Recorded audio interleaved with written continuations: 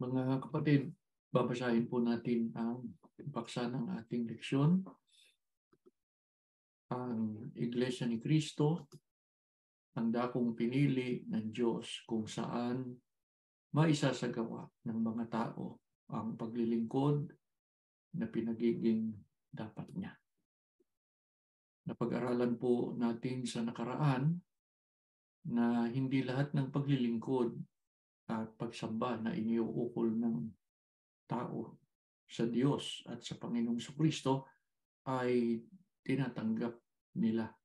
Hindi po pumapayag ang Diyos na sambahin siya, paglingkuran siya sa anumang paraan at saan mang dakong ibigin ng tao. Mababasa po natin yan sa Deuteronomio 12:4 hanggang 6. Ang mga paglilingkod at pagsamba na salig lamang sa mga aral at mga utos ng tao ay wala pong kabuluhan o walang halaga sa paningin ng Diyos at ng ating Panginoong Jesucristo. Kaya dapat tiyakin na ang paglilingkod na iniuukol natin sa Diyos ay sangayon sa kanyang kalooban upang tanggapin at pahalagahan niya. Dumako tayo sa unang bilang, mga kapatid. Anong kalooban ng Diyos na dapat gawin ng lahat ng tao upang ang kanilang mga paglilingkod ay tanggapin at pahalagahan niya? Basahin po natin ang sagot. Kalooban ng Diyos na tipunin ang lahat kay Kristo. Ito ang kanyang minagaling at ipinasya niya sa kanya rin. Kaya maliban na matupad ng tao ang kautosang ito ng Diyos, ang lahat ng sakripisyo na iniuukol niya sa paglilingkod, sa pagsamba sa Diyos, ay mawawalan ng kabuluhan sapagkat hindi pagiging dapati ng Diyos gaano man ito kalaki. Sa kasunod na bilang, bakit dapat munang matipon ang lahat ng tao kay Kristo bago magkaroon ng kabuluhan ng paglilingkod at pagsamba na iniuukol sa Kanya? Ang sagot, basahin po natin, na sa Kanya ay meron tayo ng ating katubusan sa pamamagitan ng Kanyang dugo na kapatawaran ng ating mga kasalanan ayon sa mga kayamanan ng Kanyang biyaya. Mga kapatid, ano po ang nasa Panginoong Jesucristo? Kaya niloob ng Diyos na ang lahat ng tao ay matipon sa Kanya. Nasa Kanya ang ating katubusan sa pamamagitan ng Kanyang dugo. Gaano kahalaga yung matubos tayo ng dugo ni Kristo? Mapapatawan ang ating mga kasalanan. Sa kasunod po na bilang, bakit kailangan ng lahat ng tao ang katubusan sa pamamagitan ng dugo ng Panginoong Jesucristo? Basahin po natin ang sagot. Ang kanyang dugo ang lumilinis sa ating mga budhi sa mga gawang walang kabuluhan o sa mga kasalanan upang tayo'y makapaglingkod sa Diyos na buhay. Sa makatuwid, mga kapatid, ang mga natubos lang o nilinis ng dugo ng ating Panginoong Jesucristo ang merong karapatan na maglingkod sa Diyos na buhay. Ang makapaglilingkod sa Diyos na buhay ay isang karapatan o pribilehiyo na galing kanino? Sa Diyos. Sa kasunod na bilang, hindi ba't ang lahat ng tao ay may karapatan maglingkod sa Diyos? Hindi ba't katutubo na pananagutan ng lahat na maglingkod sa Diyos na lumalang? Basahin natin ang sagot. Sinabi ng Biblia, kundi pinapaghiwalay ng inyong mga kasamaan kayo at ang inyong Diyos.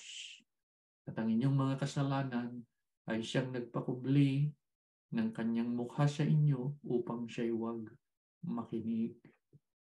Ano po ang nangyari, mga kapatid, sa kaugnayan ng tao sa Diyos? Nalagot ang kaugnayan ng tao sa Diyos dahil sa kasalanan. Ang kasalanan ang nagpahiwalay sa mga tao sa Diyos. Ilan pong nagkasala ayon sa Biblia? Batay sa Biblia, ang lahat nagkasala. Anong ibig sabihin ng kasalanan? Mga kapatid, ang kasalanan ay ang paglabag sa mga utos ng Diyos o pamumuhay ng hindi sang-ayon sa mga aral ng Diyos. Mula nang ang tao ay gumawa ng kasalanan, ang Diyos ayaw nang makinig. Ikinubli na ng Diyos ang kanyang mukha sa mga tao at ayaw na niyang pakinggan ang mga tao. Makatatawag o makapananalangin pa rin ang tao sa Diyos, pero hindi siya makikinig. Bakit? Sa kasunod na bilang, ano ang naging pagtuturing ng Diyos na nahiwalay sa Kanya dahil sa kasalanan? Ang sagot, basahin po natin. Dahil sa mga gawang masasama o kasalanan, nahiwalay ang tao sa Diyos at itinuring na niyang kaaway. Mabuti bang ibinunga ng kasalanan ng tao? Hindi po. Yung taong nagkasala, kaaway na nino ng Diyos. Hindi po makaaasa ang tao na tatanggapin ng Diyos ang kanyang paglilingkod sapagkat nahiwalay siya at itinuturing na siya ng Diyos na kaaway dahil sa kanyang kasalanan. Sa kasunod na bilang, mga kapatid, ano ang itinakda o ipinasya ng Diyos na mangyayari sa mga itinuturing niyang kaaway? Ang sagot, isang kakilakilabot na paghihintay sa paghuhukom at isang kabangisan ng apoy na lalamon sa mga kaaway. Kaya napakasama ng ibinunga ng kasalanan. Ang kasalanan, nang gawin ng tao yan, naiwalay siya sa Diyos. Nawala ng karapatan maglingkod sa Diyos. Ito rin ang dahilan kaya ang tao itinuturing niyang kaaway. At ang pasya ng Diyos sa kanyang kaaway ay kamatayan sa dagat-dagatan. Pero, ang Diyos, mga kapatid, Diyos ng pag-ibig, hindi niya ibig ang tao na nilalang niya ay mapahamak lang. Kaya anong ginawa niya? Sinugo niya ang Panginoong Kristo bilang pampalubag loob sa ating mga kasalanan. Ibig sabihin, ginamit ang Panginoong Kristo para matubos ang tao sa kasalanan, tubusin ang mga maliligtas. Kaya, yung mga tinubos, yung nilinis ng dugo ni Kristo, nagkaroon ng karapatan na maglingkod sa Diyos na buhay. Sa kasunod na bilang, paano matutupad ng mga tao ang kalooban ng Diyos na matipon sa ating Panginoong Kristo? Sapagkat yun ang kailangan para makapaglingkod sa Diyos at tanggapin ang paglilingkod. Basahin natin ang sagot, mga kapatid. Dapat pumayag ang tao na mapasailalim siya sa isang pangulo, walang iba kundi si Kristo. Paano matitipon kay Kristo? Pailalim ang tao sa isang pangulo. Yun ang Panginoong Kristo. Sa kasunod na bilang, alin ba ang pinangunguluhan ng Panginoong Kristo? Basahin natin ang sagot. Si Kristo ang ulo ng kanyang katawan, ang iglesia. Inihandog ni Kristo ang kanyang buhay para sa iglesia sapagkat ito ang ililigtas niya. Ang problema, mga kapatid, maraming iglesia sa mundo. Kaya sa kasunod na bilang, aling iglesia ang pinaghandugan ni Kristo ng kanyang mahalagang buhay o ng kanyang dugo? Basahin po natin ang sagot. Ang Iglesia ni Kristo ang binili o tinubos ni Kristo ng kanyang mahalagang dugo. Kaya hindi totoo yung si Kristo'y namatay para sa lahat. Ang tama, si Kristo'y namatay para sa lahat ng kanyang ililigtas, ng kanyang dinubos. Ang dinubos niya, mga kapatid, ay ang Iglesia ni Kristo. Sa makatuwid, dapat ang tao nasa Iglesia ni Kristo para magkaroon siya ng karapatang maglingkod kanino sa Diyos. At yung paglilingkod niya ay tanggapin at paging dapatin. Dito na tayo sa kasunod na bilang. Mga kapatid, meron bang ibang paraan upang ang tao ay malinis sa kanyang mga kasalanan, makapaglingkod sa Diyos na buhay, maliban sa pagkabuhos ng dugo ng Panginoong Kristo? Ang sagot, maliban na sa pagkabuhos ng dugo ay walang kapatawaran. Kaya, walang ibang paraan. Ang natatanging paraan ay matubos ka ng dugo ni Kristo. Ang tinubos ay ang Iglesia ni Kristo. Kasunod na bilang, mga kapatid, gaano katiyak ang kaligtasan ng mga napatawa sa kasalanan dahil sa pagtubos na ginawa ng Panginoong Kristo sa kanila? Basahin natin ang sagot. Ngunit pinatunayan ng Diyos ang kanyang pag-ibig sa atin nang mamatay si Kristo para sa ating noong tayo'y makasalanan pa. Yamang sa pamamagitan ng kanyang dugo, tayo ngayon ay napawalang sala, lalong tiyak na maliligtas tayo sa puot ng Diyos. Pagka sinabing lalong tiyak na maliligtas tayo sa puot ng Diyos, katumbas nun. Sigurado yun. Maliligtas sa puot ng Diyos sa araw ng paghuhukom.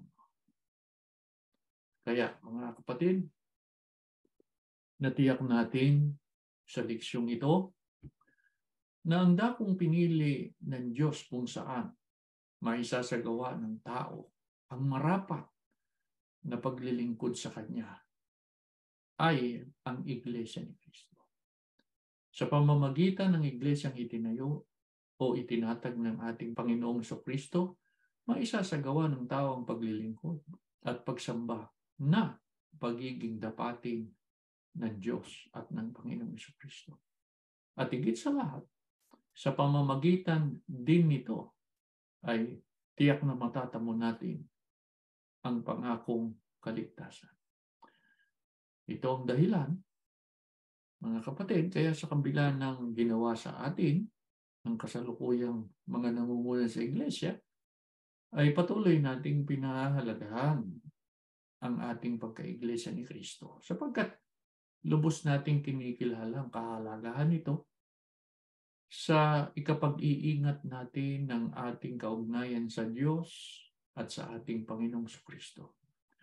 Sa pamamagitan ng lubos na pagsunod sa kalooban ng Diyos o sa kanyang mga utos, ay mapatutunayan natin ang pagpapahalaga sa ating pagka-Iglesia ni Kristo. Yan ang ating leksyon, at bago tayo manalangin ay babasahin natin muli ang paksa ng ating leksyon. Ang Iglesia ni Kristo, ang dakong pinili ng Diyos, kung saan maisasagawa ng mga tao ang paglilingkod na pinagiging dapat niya. Tumayo po kayo, mga kapatid, at tayo po ay mananalangin. Ama namin Diyos, salamat po ng marami sa iyo. Sa awa, tulong mo sa amin, na itaguyod po namin ang aming mga pagsamba. Muli po, masaganang tinanggap ang iyong mga katotohanan. Matanim ito sa aming puso, sa aming isipan. Dito namin laging isalig, Ama, ang aming pamumuhay upang kailanman huwag kaming mawalay sa iyo. Patuloy mo pong basbasan ang mga kabataan na nakikinig, tumatanggap ng iyong mga salita sa ganitong mga pagkakataon. Huwag mo po sana silang pababayaan. Mamalagi sila, nakarapat-dapat, lumuluwalhati, naglilingkod sa iyo. Ama, hindi kami nagsasawa. Hilingin, ipagmakaawa sa iyo. Ipaghanda mo sila ng mabuting kapalaran. Ganito man ang kalagayan ng marami sa amin. Alam namin, hindi mo kami pababayaan. Pagpalain mo po ang mga anak ng mga lingkod mo. Sana po, madama nilang palagi ang iyong paglingap, ang iyong pag-iingat. Lalo pa nga pagka nawawalay sila sa piling ng kanilang ama't ina. Aman Diyos, ikaw ang magbantay. Huwag mo silang ibibigay sa anumang kasamaan. Mamalagi silang ligtas upang patuloy na maglingkod sa iyo. Alalahanin nilang palagi, ikaw ang gumagawa ng mabuti. Ikaw ang nagbibigay ng mga biyaya sa iyong mga hinirang. Ama, nawa po ang pagkakilala sa iyo, pagtalagahan nila, mamalagi sa puso at isip nila upang maging kalwalhatian ng iyong pangalan. Kasangkapanin mong mabisa ang kanilang mga magulang, patuloy na akayin ng kanilang mga anak, pangunahan sa mga matuwid na paglilingkod sa iyo. Higit sa lahat, gamitin mo po ang mga pagsamba para kami magabayan sa tuwina, lalo kaming mailapit sa iyo at sa iyong mga pagpapala. Ama, pakipatawad kami sa lahat ng aming mga pagkukulang at mga pagkakasala. Magalang po namin inihiling ang lahat sa ngalan ni Jesus na aming tagapagligtas. Amen.